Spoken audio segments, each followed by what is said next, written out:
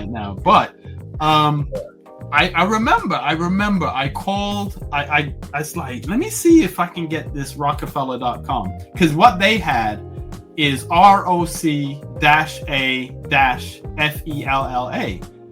And the reality, nobody's trying to type all that, right? So I said, let me see if I can get Rockefeller. I got it, and I remember I called him, and I was like, Al, I caught you slipping for real. And he's like, what? But at that time, the internet wasn't what it is now. Like, no. You know, so he's like, I don't care. Yeah. And I had it for a couple of years. And that was Anthony Lindsay, thought leader, speaker, business and finance author, and ChatGPT evangelist. Keep listening to discover how Anthony helps startups and side hustlers make their first $100,000 and the mindset shifts that turn big ideas into real income. Welcome to another episode of the Online Marketing Secrets Podcast with your host, Lopez. If you're ready to grow, like, and share the show, and let's get started. Sit back and relax and get ready for another exclusive episode of the Online Marketing Secrets Podcast with Lopez. This episode is sponsored by FindFlightsAndHotels.com. Looking for the perfect summer vacation destination for you and your family? FindFlightsAndHotels.com has got you covered. From tropical beaches to cultural adventures, our brand new travel website is your one-stop shop for booking the unforgettable family vacation you've been dreaming of. Discover amazing deals, top-rated accommodations, and unbeatable flight options, all in one place. Say goodbye to stress and hello to endless fun in the sun. Don't miss out on creating cherished memories with your loved ones this summer. Visit FindFlightsAndHotels.com now and start planning the getaway of a lifetime. So, where you from? I was born in England. I grew up in New York and lived in Texas for a while. Oh, nice. Yeah, I've never been over there in England. Of course, I've been in New York many times. Yeah. Whatever. Yeah, but you know, that's pretty cool, man. You know. So I read that you got started in the mortgage business. How'd that come about? So, man, so my story is kind of winding, but it's what makes it's what adds value when I talk to people. So yeah, I grew up in New York, was working in the era of, essentially, I'm a 17, 18-year-old with dreadlocks and working in Manhattan. So you're either going to work in the mailroom or you're going to be a messenger. So I ended up getting a job at what was then Chemical Bank, which then became Chase, which became JP Morgan Chase. So kind of got my foot in the door there as far as having an opportunity working in banking. But I also was doing, my music. So kind of working at the bank, doing my music. The whole music thing didn't go over very well with my grandparents. They're Jamaican. So they're like, you get yourself a trade. So I stuck with the music. I've always had that passion for that. Did some stuff with that, but always had to have a solid plan, something for real. Because I had my first daughter when I was 17. So that was the other thing. Always had to have something to make sure that she's being taken care of. So when I came back to England, I was working in finance. When I came back to England, worked in wealth management for a while, but then kind of looked at the whole landscape of finance and AI and technology and just wanted to find something that is a little bit ring-fenced, is a little bit protected from AI and just from technology. And essentially, like the whole mortgage industry and the property industry, most people in the near future aren't going to feel comfortable pressing a button and buying a house for, $500,000. You get what I'm saying? They're going to want someone to talk to. So at my age, I have, let's just say 15 years properly of working. Within the next 15 years, I don't see the entire industry shifting that they don't need people like me. So that's how I ended up in, because I've been in finance for 30 years, but the whole mortgage and property, I felt like it was a safer bet for the time that I have left in my career. Yeah. You know what's crazy? I met a guy that bought a house like that. He bought a house without looking at it in person. Yeah. I'm like, are you crazy? Wow. I said, so I like, hold on. Let me get understanding this. You bought a house that was 300 miles away in another state without physically looking at it. You just basically looked at the pictures and the videos online. Yeah. And found a lender, realtor. Yeah. And you went through all the paperwork. So I asked him, when did you physically see the house? Yeah. The day of closing. Wow. Wow. The thing is, I think there's a percentage of people that can do that, but it's not that. Plus, you got to be a single guy. Yeah, if you have a wife, your wife is not going to be no. I think it's a very niche type of person that can do something like that. Yeah, exactly. And plus, in the mortgage, business, or just in that area, period, man, there's a lot of restrictions, man. A lot of people say, man, you can't do this, you can't do that. Yeah. If you're online, you can't really tell people what to do. Yeah. You can talk about a lot of things, but you can't tell, because what used to happen, I used to meet a lot of these people, right? They work at the bank, and they used to say, hey, they used to ask me for advice. I said, hey, you should start a YouTube channel. Yeah, and I said you should, and I said you should educate people on the pitfalls that people might run into, right? And they said, and I said, at the end of the video, you should give people a call to action. They said, oh no, we can't do that. I'm like, what? Yeah. So what I do, I do have my UK mortgage channel, and I do kind of like what you're saying, but I talk through kind of like common knowledge type of things. Like, what is the process of getting a mortgage? So I'm not giving advice. I'm just saying, well, in the UK, step 1, you do this. Step 2, you do this. Step 3, because like you said, it's heavily regulated, and you have to be careful. You have to be really careful. Yeah, definitely. Yeah, I'm like, you can't do anything. I'm like, how do y'all be successful with all the restrictions? And they said, well, you just make bets within the restrictions. I'm like, oh, okay. Yeah, that's it. Yeah. So when did you when did you come online? Well, first off, what made you come online? I think that's a big step within itself. Yeah. So the thing is, I'm a bit of a geek, right? So I love technology. But I'm also very cynical. So I like to understand technology, that I understand what the real deal is, not what they're trying to tell you the deal is. So as far as the web design stuff, interesting story.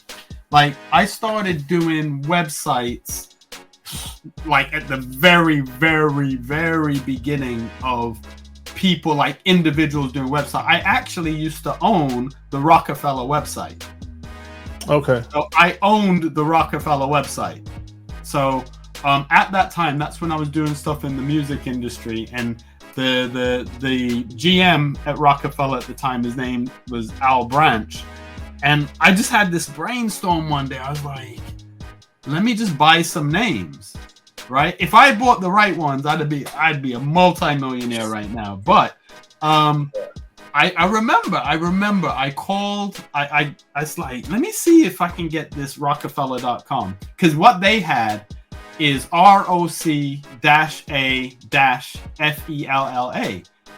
And the reality, nobody's trying to type all that, right? So I said, let me see if I can get Rockefeller. I got it, and I remember I called him, and I was like, Al, I caught you slipping, for real. And he was like, what? But at that time, the internet wasn't what it is now. Like, no. So he's like, I don't care. Yeah. And I had it for a couple years, and then I ended up selling it to Island Def Jam. Okay. But from then, I was doing websites, doing, supporting people with media, because I've always been doing business consultancy, helping people with their businesses. And then we kind of got into this space where everybody's a guru. Everybody's telling you, sign up for my course and this. And I'm so, I value people. And I value my clients, and I genuinely want them to do well. And I'm like, the most cost-effective way of promoting your business is digitally. It's the most cost-effective way. So I tried for a while doing stuff online and hiding my face and, have the avatar and all of that. And then I just kind of reached a point where my brother was on my case about it. And the reality is, especially if you work in finance, people need to trust you. And people cannot trust you if they can't see you. So I said, if I'm going to do this, because I always tell people I have a face for radio. Because I've had radio shows, all of that. And I'm not really, that confident as far as how I look. I was like, but nobody cares, right? Like, nobody cares. So I started with the podcast. So I started doing a podcast first, then I started doing some video stuff. And then I realized that I was now getting inbound calls. I was now getting people calling me saying, I watched your video about X, about how to get a mortgage. I need a mortgage. And so I'm not selling to them now. I'm just creating content that is serving a purpose and answering a question, and they feel like I am now a key person of influence. I'm the person that has answered that question, have my details in the description, and they reach out to me. And then because I use the technology available to repurpose the stuff. So I'll do my YouTube clip, then I repurpose it for TikTok, then I repurpose it and do a LinkedIn ad or whatever. And I just realized it's less expensive. I don't need to pay someone to do all that stuff for me. And, it is what it is. And that's where you're going to find business, like, for real. Yeah, man. You've been around for a while, man. From the beginning. Yeah, because I've been online for 20 years. Wow. I've been online for a long time, and I was just like you in the beginning. I had a blog that I used to write all the time, and one person saw the blog and said, "Hey, I want one," and I created them one, and it just kept going from there. And then people. Now I knew other people that had social media accounts like MySpace, even Facebook at the time. Even though Facebook, they were selling, they were like for college kids at the time. Yeah, it was a different platform then. Yeah, and there was a lot of video platforms back then. So I knew people that were on there, but I wasn't.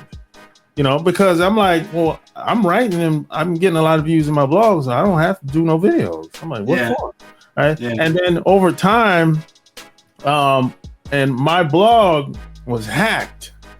And when my blog got hacked, I didn't know anything about backing up anything. And I basically lost everything. Had to start all over. And when that happened, somebody was like, "Hey, you need to get one of those flip cameras." I'm like, "What? What's that?" Like, the camera that flips up is small, like $150, and I used to do videos like that on my way to work, driving to work. I used to do videos like that, and I used to record it. And when I got back home, I would upload those videos to everywhere, and that's how I would get a lot of, that's how I built an audience. Yeah. And, so but I never wanted to really do videos. I'm like, I always thought it was kind of weird in the beginning.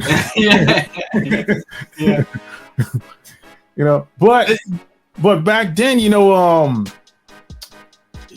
like recording videos, like walking around, people would, Yeah, it wasn't light now. No, Yeah. people would be like, "Oh, you're a weirdo." Yeah. Isn't it funny though? It's like you said something. Isn't it interesting how things come full circle? Because you said that you'd film in the car, right, on the way, and now that's like the thing, like that. I'm walking down the street, I'm sitting in my car, and you were doing it 20 years ago. Yeah. So but today, I can go to Target and somebody will be doing a video on Target. Yeah. It's normal. People will see the person, they won't even think anything of it. Doing a video or whatever. But 10 years ago, they'd be like, "What the hell is this weirdo?" Somebody would probably walk up to this person and be like, "Hey, sir, why are you doing a video on here?" But they won't even today. No problem. Yeah, no one. Yeah, and it's just like I was in the music industry from like the late 80s, early 90s. I used to work for Def Jam. I was around everybody, right? And sometimes, like, if you look at some of my posts on LinkedIn, sometimes I do have some photos. But what people don't realize, when I was in the whole music industry, like the LLs and those, they weren't who they are now, right? Okay. Yeah. And then so like literally, I helped Jay-Z set up his first office, right? Okay. But Jay-Z wasn't who he is now. So people, do you have a picture? Plus, like you said, you didn't just walk around with a camera in 1990. No. You know what I'm saying? Like, you wouldn't just have those. You didn't have a camera in your phone. So if you were going to take a picture of somebody or something, you had to have a camera. So I kind of feel like some people are like, "Oh, he's lying, this, that, the other." I'm like, "Why don't you have any pictures?" I said, first of all, the internet wasn't what it is now. Secondly, I'm not going to be walking around in the street looking like a weirdo, like you said, with some big camera. And these people, I would have never thought, like, I'm sure you would have never thought 30 years ago that hip hop would be what it is today. People, like, think about it this way: Snoop is like hanging out with Martha Stewart. Who would ever think that would happen? Right? You'd have never thought that. You'd have never thought that. So times have changed, but you were at the forefront because you were doing the thing, and it then means the things that you were doing were organic. You weren't doing it for likes or for clicks. You were just doing it because you had a talent, or you have a talent and skill for it. Yeah, because back then everything was organic. I wasn't placing no ads. I wasn't doing any of that stuff because I didn't know how to do it.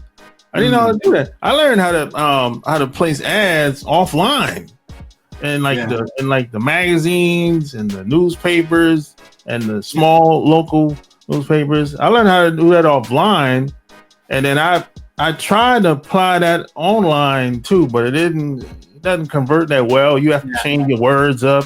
You can't have strong language.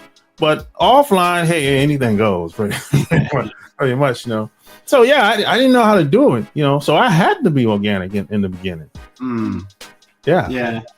And even that word, like there's one word that just like I do a big eye roll when I see it especially on LinkedIn, this whole thing about being authentic, right? Oh, so like there's this thing, you need to be authentic, but then someone will DM you and they're like, "I'll manage your social media profile." I'm like, how are you going to be authentic for me?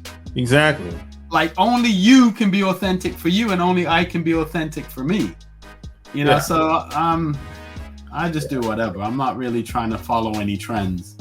No, I've never followed any trends. I've never done it because the trends don't last long. Yeah. So, I mean, if you follow the trends, once the trends are gone, you gotta have to start all over again. There you go. And what tends to happen is something like you have people that see something that's working, and this is one of the things I do not like about where we are in the world, but specifically with social media. As soon as someone sees a trend, they package it and then they mass produce it, sell a course on it, sell a workshop on it, and then everybody's doing the exact same thing. Yeah, that's that's I think in almost every niche, every profession is that. Yeah. People I think one of the main ones is drop shipping, right? People have asked me, hey, if I ever done drop shipping. I said no. I said I don't know anybody that have done it. But I know a lot of people that have got digital products talking about it. Yeah. Yeah. And they asked me why haven't you done it? I said because where I'm gonna get the products from, shipping from where, China, and how long it's gonna take them to get it? What, a month and a half? And people will be pissed off by that time and want their money back. Yeah. So how's that gonna work? And go ahead. Sorry. Yeah, go ahead. No, I was gonna say the thing is, this is the problem. What happens is the people that are showing you how to do it, because that's all it is. You have these people online saying you should be drop shipping. Sign up for my course, and I'll show you how to do it. Yeah. And that person isn't making money off the drop shipping. No. that person's making their money off selling the course. So that's why I have this. Well, it's one of my books. It's called Business Mastery for Startups and Side Hustlers, and essentially, I break down all of the different elements of getting a business up and running, et cetera, and it's all in the book. And I'm like, you don't need to pay someone for this, because the fundamentals are all the same, and all of the fundamentals are out there. But if you want to work within a small group, then I have this community, and I need to get you in it. I have this community. It's a free community. It's called Startups and Side Hustlers, and everybody helps everybody. Everybody connects with everybody. But then if you want to work one-on-one with people, that's different. I get that. But I just don't like that whole concept of pay me $2,500 to teach you how to do drop shipping, and then you end up not making any money, but I've made my $2,500. Yeah. A lot of that, man. It's a lot of that. Yeah, it's a lot of that, man. Unfortunately, Yeah. So let's back up a little bit. Hey, what was it like working at the Def Jam? See, this is the thing. People ask that, but it was kind of like, now I look back, it was pretty cool, right? Because what had happened was my best friend at the time was signed to Russell Simmons had just started a newer label called Rush Associated Labels. And RAL, Rush Associated Labels, and he was the first rapper to get signed to that label. And it was on the back of, you've got to check out my LinkedIn article about this. It's when Will Smith moved out to LA. So they were kind of like, the music industry was kind of looking for like a replacement for Will Smith, like a clean, good-looking rapper type of stuff. And my friend got signed, and so he kind of brought me through, kind of like as his sidekick. And then I started doing promotions for them. But like I said, at the time, it was like Public Enemy, LL. It was that era. But at that time, like, I remember when LL got his first Porsche, and he pulled up at Def Jam, and everyone's like. And now people are driving Bentleys. Yeah. Because back then, having a Jeep Wrangler was like, oh, you made it. And now they have jets and helicopters and all of that. So it was cool, but now that I look back and I'm like, man, I used to sit down and kick it with, like, you name it, people from that era. But it was just a rapper at that time, or just a person that was about to be a rapper, because a lot of the you meet artists that just got signed. I remember, like, when Redman, we were at some music conference and they were launching Redman, and like, it's Redman. Like, at the time it's just some new rapper, but like, now I look back, I'm like, wow. Yeah, you saw these people in the early stages of their career. Yeah. But didn't have a camera. Yeah. Imagine if you were using social media back then. The world would be different.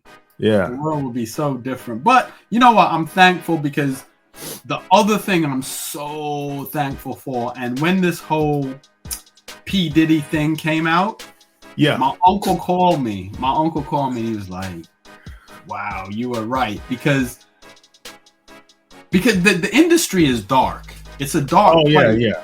Yeah. Because you got to think about it. Anywhere there's a lot of money and young men, there's going to be sexual impropriety. Guaranteed. That's just how men are. That's just what it is. Right? And then when you, because I remember I was, do you know Wu-Tang, right? Yeah. So you have Wu-Tang, but then you had all these other members that nobody knows about. But like they had this member of Wu-Tang called Shaheem the Rugged Child. Oh, he's a young kid at Parenthood and all of that. So for a minute, for one of his runs, I was his tour manager, right? And he was probably 15, 16 at the time. Mm-hmm. This was when they did the Waterfalls video, and he was in that and all of that. And I remember we were somewhere, and he's 15, 16, and you have these grown women like just falling all over him. Oh yeah. Right? Oh yeah. And so you imagine like those athletes, the musicians, the actors. If you're 15, I remember what it's like being a 16, 17-year-old guy.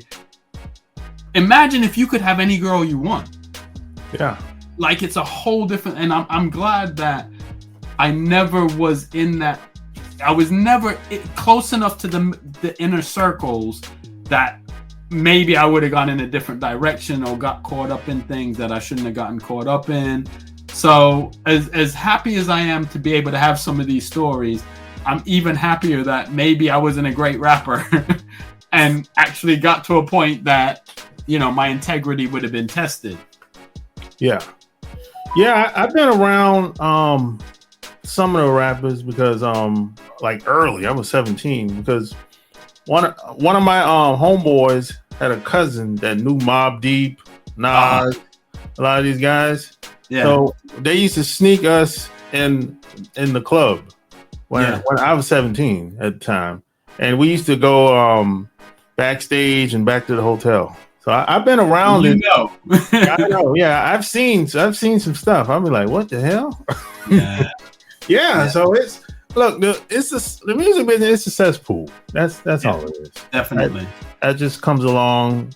That just comes along with it, man. It is what it is, And I don't think it's ever going to change. No, because it's a concentration of money and testosterone. Yeah. That's what you're gonna get. And I'm not into this whole concept of toxic masculinity, because women have their own strongholds. Oh yeah. Men, the whole sex thing is always going to be a challenge for men. So it's always going to be a double standard. It's what it is. And plus, after I started hanging out with all these guys, then I went into the Navy, which is a whole nother. Really? That's a whole nother level. I'm like, because you get to go to these other countries. Yeah. And the same thing plays out. Really? The same thing happens when you go to other countries. Because women are women at the end of the day, regardless of the language, culture. If she's a woman at the end of the day, she's still got female tendencies. You know what I'm saying? Yeah.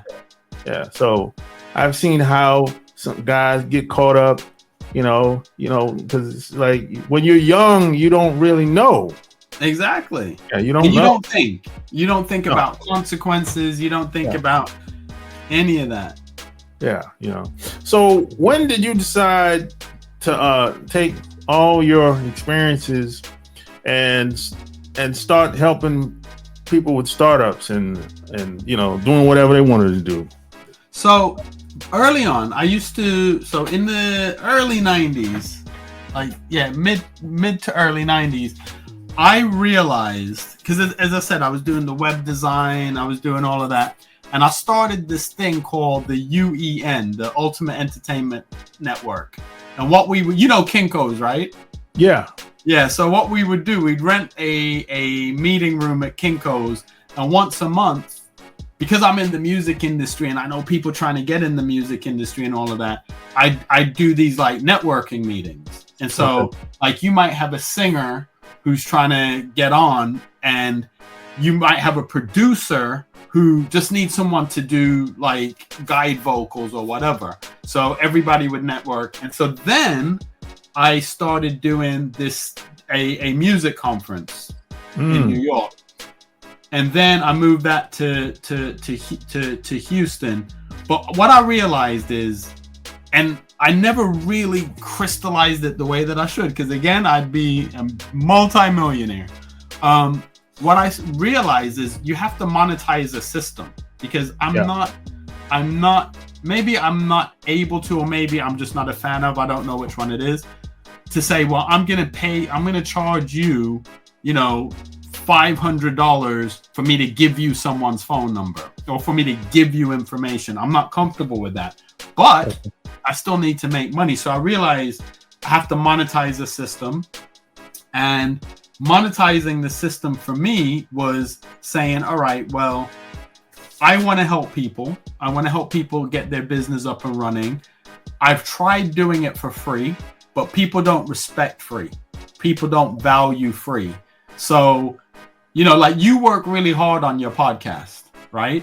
Yeah. And I have a podcast as well. And what I found is sometimes I'll invite people on there.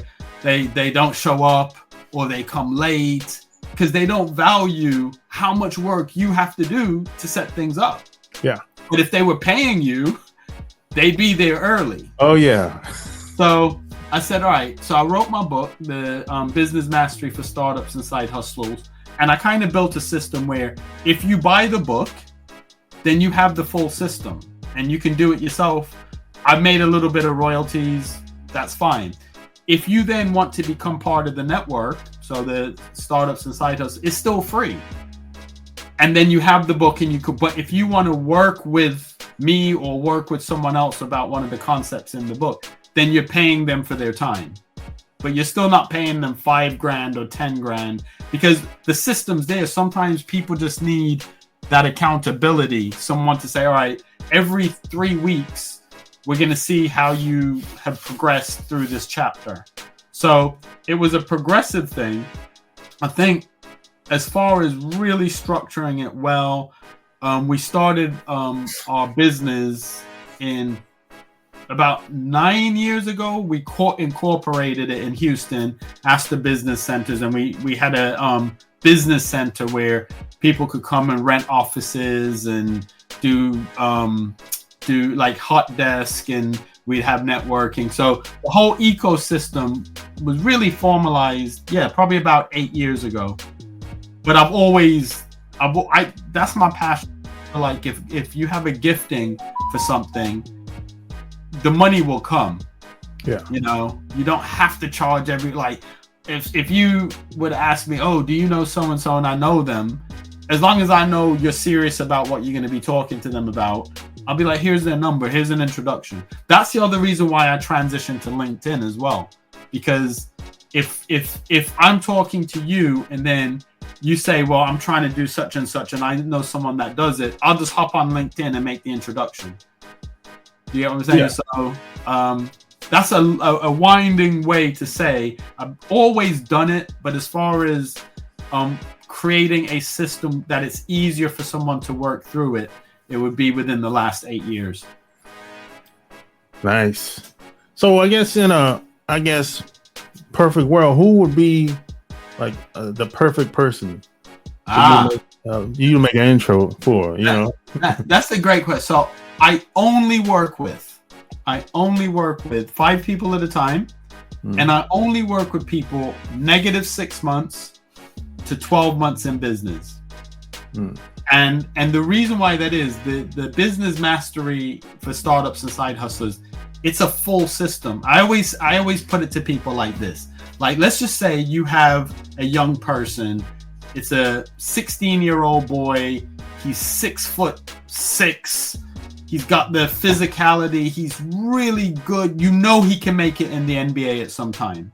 And then he goes to Michael Jordan and is like, Michael Jordan, I want you to mentor me, but I only want you to show me how to slam dunk.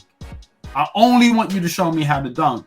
Jordan's going to be like, well, we can do that, but you need to know all the fundamentals. You can't just come to me for one thing.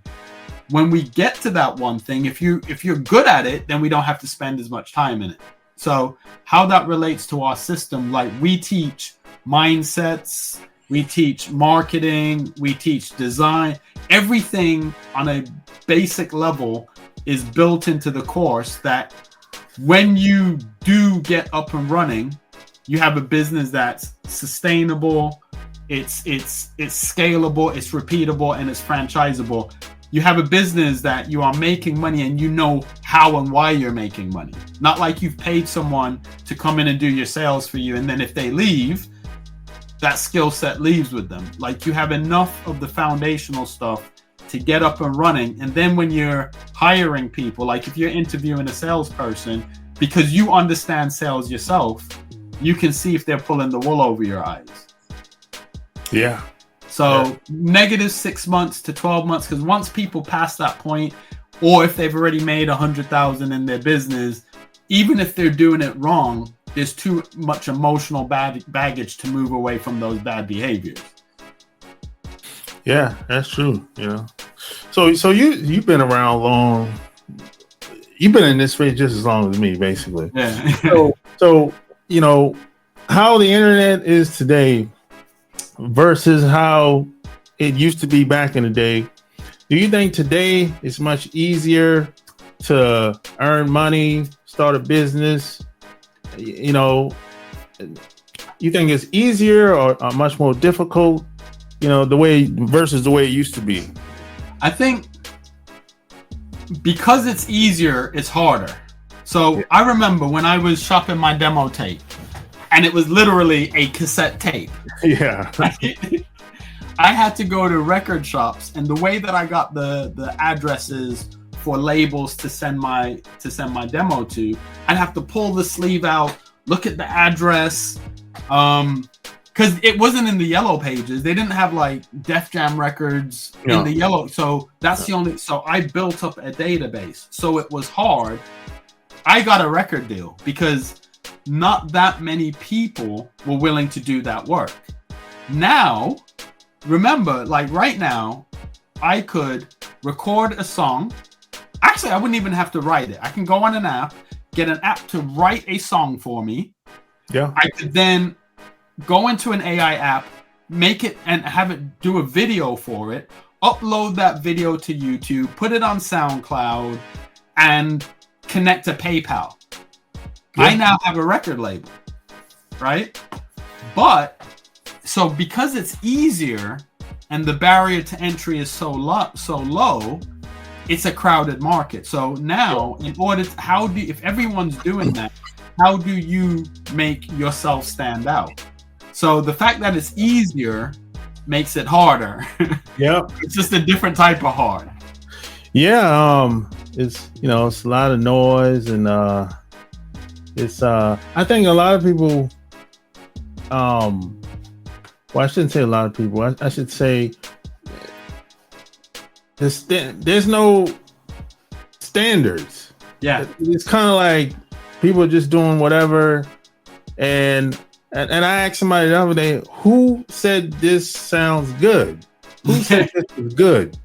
And they say, well, it kind of doesn't matter, because as long as the audience is there and they're buying into what I have, that's all that really matters. I said, okay. Okay, Yeah. And that's a good, and I couldn't argue against that. Well, I'm not mad at you. You can't be mad at that. Like, that's because if ultimately, this is the argument for the free market. If ultimately the definition of success is how many you sell, then by virtue of that, whoever's selling the most is the best.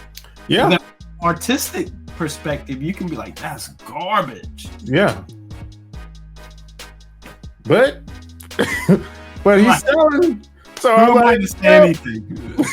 Who am I to say anything? Exactly. So if people want to reach out to you online and work with you, where would they go to? They will go to my LinkedIn. I do everything through my LinkedIn. Partly that you see who I am really. It's every aspect of me. It's my true, as they say, authentic self. And we can connect on LinkedIn. So it's linkedin.com, Anthony Lindsay, Lindsay with an A, so Lindsay, CMAP, and I will come up. I'm currently in the UK. If anyone is in the US and you're looking to relocate to the UK and you need some property, hit me up. If you are an estate an estate agent in the US and you're trying to make some connections with people in the UK, because the pound versus the dollar, like the pound is quite strong right now. So I do have people that are looking to purchase in the US. Hit me up. Either way, let's just connect. Let's connect, and because like they say, a rising tide lifts all boats. So we can all win. There's enough for everybody to be successful. Sure. So there you have it. Like, share this episode. All links will be found in the show notes. Until next time, we're out. Peace.